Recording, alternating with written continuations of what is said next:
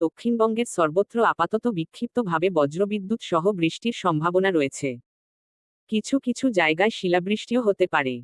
এর ফলে তাপমাত্রা আগের চেয়ে কমেছে। কলকাতায় বজ্রবিদ্যুৎ সহ বৃষ্টি এবং ঝোড়ো হাওয়ার সতর্ক জারি করেছে আলিপুর আবহাওয়া দফতর। এর মাঝে স্বস্তির পূর্বাভাস দিয়েছে আলিপুর আবহাওয়া দফতর। কলকাতা সহ দক্ষিণবঙ্গে কালবৈশাখীর সম্ভাবনা তৈরি হয়েছে। সকাল থেকে শহরের আকাশ মেঘলা। রবিবার বৃষ্টি না হলেও আকাশ মেঘাচ্ছন্ন ছিল।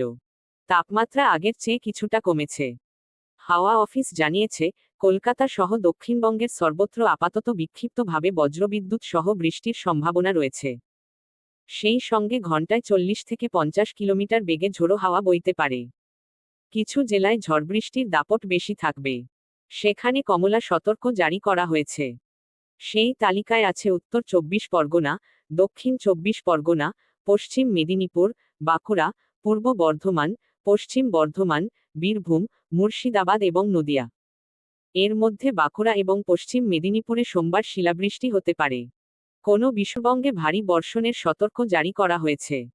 বৃহস্পতিবার পর্যন্ত ভারী বৃষ্টি হবে দার্জিলিং, জলপাইগুড়ি, কালিম্পং, আলিপুরদুয়ারে। মঙ্গলবার পর্যন্ত কোচবিহারে ভারী বর্ষণের সতর্ক রয়েছে। বাকি সব জেলাতেই বিক্ষিপ্তভাবে বজ্রবিদ্যুৎ সহ বৃষ্টি চলবে। সঙ্গে ঝোড়ো হাওয়া বইবে ঘন্টায় 40 থেকে 50 কিলোমিটার বেগে। আগামী 7 দিন উত্তরে এই দুর্যোগপূর্ণ আবহাওয়া থাকতে পারে। হাওয়া অফিস জানিয়েছে, উত্তর ও দক্ষিণবঙ্গে ঝড়বৃষ্টির কারণে আগামী 5 দিনে তাপমাত্রা কমতে পারে 3 থেকে 4 ডিগ্রি পর্যন্ত।